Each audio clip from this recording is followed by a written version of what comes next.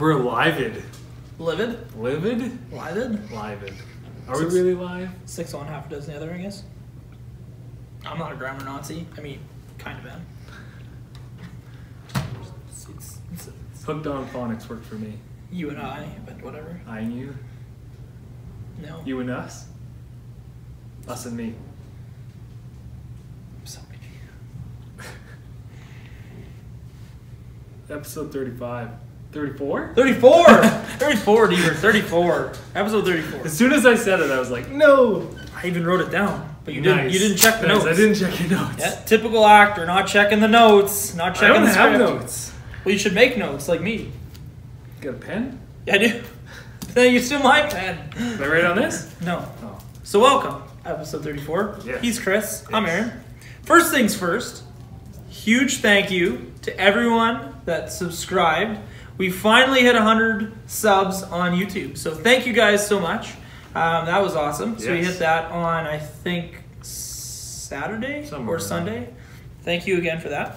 But we're going to have kind of a quick show here tonight. We're going to talk about Chris's new iron buggy, the Tekno EB410. We're going to talk about Traxxas' new addition for the TRX4. And we're going to kind of give you some tips and tricks on how to solder a Tekin RS Gen2. And the dogs are walking by here. It's going to be just action-packed. But it's going to be cool. So tune in for more.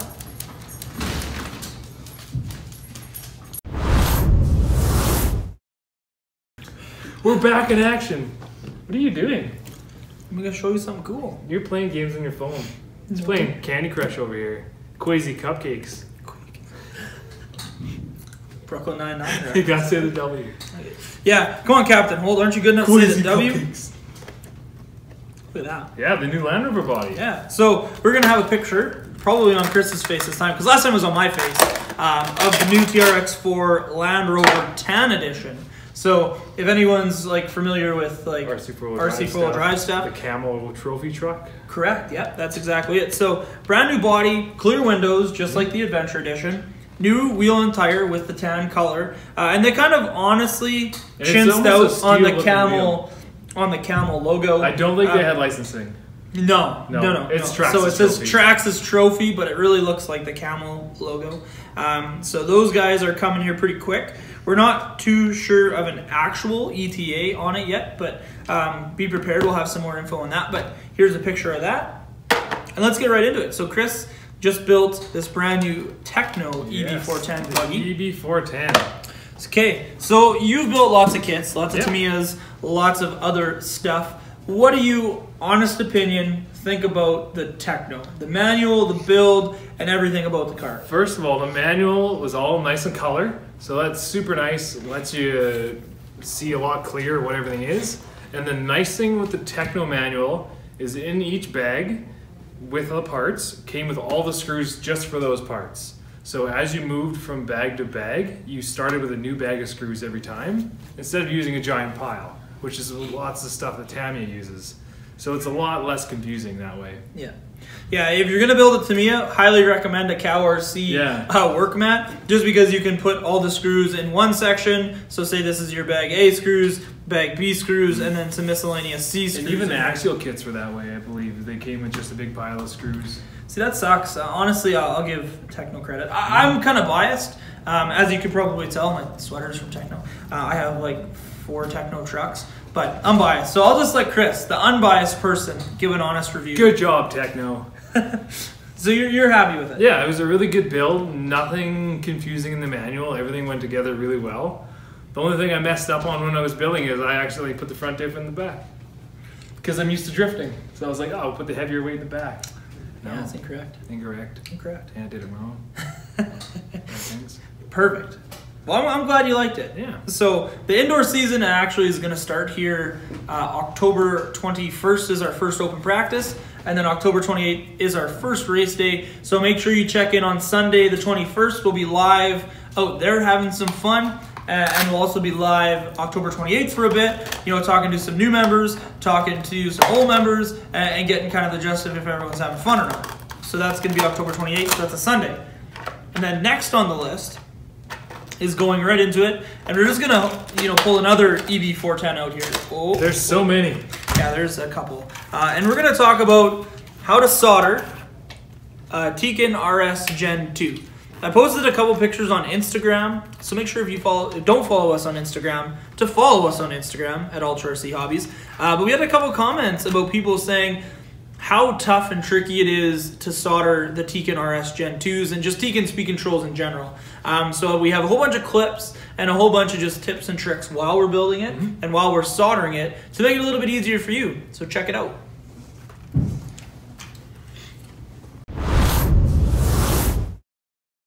Hey guys, just gonna go and run through how to solder and make a Tekin system look good. I know a lot of people kind of struggle soldering these ESC posts, so we're gonna kind of give you a quick how-to, how we do it and how we find it a little bit easier to solder up these posts. So today we got an RS Gen 2, whoop, and this is gonna go in a what are we putting this in? What are we putting this in? EB410. Tekno EB410, there we go. So kind of the tools we will need: obviously some solder, soldering iron. We're gonna need side cutters, wire strippers, a knife, a couple different sizes, a heat shrink, and just for this customer's build, we're gonna use blue wire for the motor leads, just because that's his color. So we'll be using some of that stuff. Tekin does include some wire as well, so let's open up this package and start from there. So in the box here, like I said, what we're gonna get is some odds and ends, as in some wire. We're also gonna get this quick connect for the ESC. So this is to plug it into the computer or a hot wire device through this little fan port right there. So you don't need to take apart a receiver box or anything like that if you are gonna plug this into a hot wire. So we're gonna get this ESC. And Tekin does use some ridiculously sticky double-sided tape on here, and it sucks to get off, so we'll deal with that in a bit. And other things in here is you're gonna get a cap, some double-sided tape, and some zip ties. Make sure on this cap, I'll kind of give you a quick run through on how we connect these up, but the blue dot here on that side of the cap with the lead, the short lead, is always your negative. So this always gets soldered on to the negative terminal for the battery. And then also we have, kind of using the hot wire, things like that, a quick soldering guide, and then we get our full instruction manual, which is going to include everything we need to know for troubleshooting and programming some other quick modes. It'll also tell you how to do radio calibration as well in here. And we kind of call these roadmaps because they open like a roadmap. They're double-sided like a roadmap, and you get a lot of different steps going on here. These are always great to read, especially like information, say like this cap, and a couple other different things like that. So always great to read these. We've soldered many of these, so we're not going to read that just for video purposes. And also, you're going to get an awesome decal sheet. So that's the kind of the start on the air. Okay, so we got the Tekin speed control out here. It's all cleaned up. Got some brake clean and clean that double-sided tape up. So first thing that I normally like to do is take this switch wire and the switch and get it quite close to the speed control and just cut that baby off.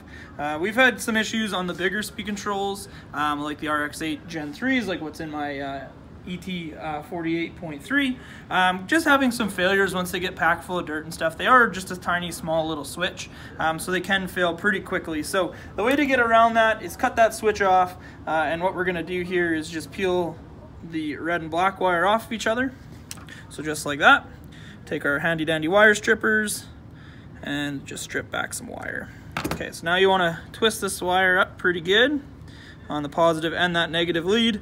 So we want to look them just like that, and we just go and twist those two wires together. So look just like that. Okay, so now let's turn this other light on here. So now what we're going to do here is we're going to clean up our soldering iron, put a little bit of solder on that, so we call that tinning the iron. And what we're going to do here is just touch it to the wires, and we're going to get this transfer going, and we're just going to add just a little bit more solder. And then you'll see that solder start flowing through the wire, hit the bottom side just to make sure it's all the way through. And there we go. So we've successfully now cut that switch and link them together. So essentially what this is doing is completing the circuit. So the minute you plug that battery into this speed control, it's going to always be powered on. So that's one thing to remember. Always unplug your battery and never usually leave your car idle for more than a couple minutes at a time. So what we're going to do now is just kind of gauge a piece of heat shrink. Take our side cutters, cut that off, and we'll just put it on like that for now. So this is the heat shrink that actually has some glue in it, so when we heat it up we can actually close that end and we're good to go. We don't have to worry about any elements getting through the heat shrink and causing some corrosion or any other thing like that. So these aren't waterproof either, so really we should never be going through water anyway. So that was just that. So now what we normally do is we go along and we'll pre-tin each one of these posts. So what pre-tinning is just getting some melted solder through each one of these posts and letting it cool down.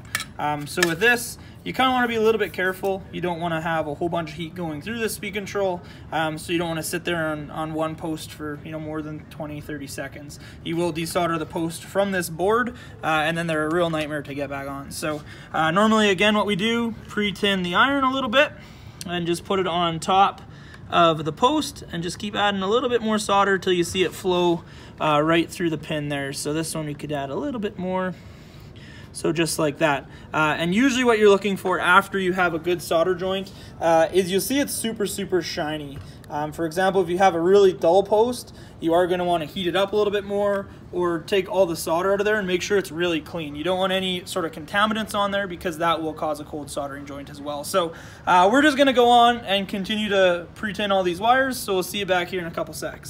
Now we got all our posts pre-tinned here. So the next thing we'll do is put this cap on. And remember I said we always want the blue side and the short lead on this capacitor to always be on the negative side. So first things first, what we'll do here is if you were just to lay this cap on there, you can see that it's not going to fit all the way down inside that post. So what we're going to do is we're going to take our side cutters or a pair of needle nose pliers and we're going to give this a Z-bend. So the bend's actually going to look just like that. So what we're going to do here is go, say right about there, and bend it right down. And now what we're going to do is kind of take a quick gauge to see how far we need to go down. So we're going to have to go down to right about there. So we're going to take our side cutters again, our wire snips, and just bend it up. Just like so. Just like that. So now, when this drops in, it's going to fit right in there, and we'll just solder that right down and we'll be good to go. So we got to match that on the positive side, so let's do this quick. So kind of just follow it.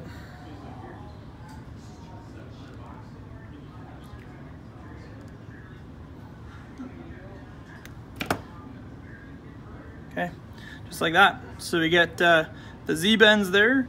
So now, remember, we need to have this on the negative side. So we'll just quickly throw this on here and we'll come back. Okay, so now we got the cap soldered on here. And like I said, we just heated up the post and then just push these right down. So now that they're a little bit long, we just take the side cutter here, cut them right off, and then we're done. So we'll put a piece of heat shrink on here. So it'll sit just about like that. So we'll be pretty okay. So yeah, right now you don't want to leave this. So it'll be all flopping around and you might break the cap off. So next, usually we go to putting this in the actual car itself, just so you kind of know how long of wires you need. You're going to want to have the motor installed and you're going to want to have a battery as well, just so you have predetermined lengths of how far everything needs to go across the car, back, behind the speed control, or wherever you have that speed control mounted. So we're just going to put this in the car roughly and then get an idea of where it needs to be. Well, I think that's the end of it. That's it, episode 34. Thank you again for the 100 subscribers. So now the next goal is to hit 1,500 likes on Facebook. So make sure, if you're watching this on YouTube, to head over to Facebook, check out Ultra RC Hobbies on Facebook, hit that like button and follow us on there as well. But don't forget to like, comment, and subscribe on Facebook and YouTube, and share with all your friends on Facebook as well. And follow us on Snapchat. Ultra RC Hobbies, as well as Instagram. We already had a shameless Instagram plug going into the RS Gen 2, but I'll do it again. Here's another one. Yeah, and I'll do it again. Make sure you like us and follow us on Instagram as well, Ultra RC Hobbies. So yeah, thanks again. Yeah. Any questions or comments on anything that we should put on the show or anything about the show, make sure you post them down below in the comments section. Comment and tell us what you want to see. Yeah. Makes it so much easier for us to do content or anything if we know what you guys want. And another thing is, this weekend, so tomorrow and Sunday, don't forget to check out the Sarkar race, the Wix race, at Market Mall. They'll be in the old Fabric Line location, so make sure you go and check them out. They'll be there from like 10 to 7 or 8. So go check out that as well. But yeah, that's it. That's it for episode 34. So thank you again. See you on the next one.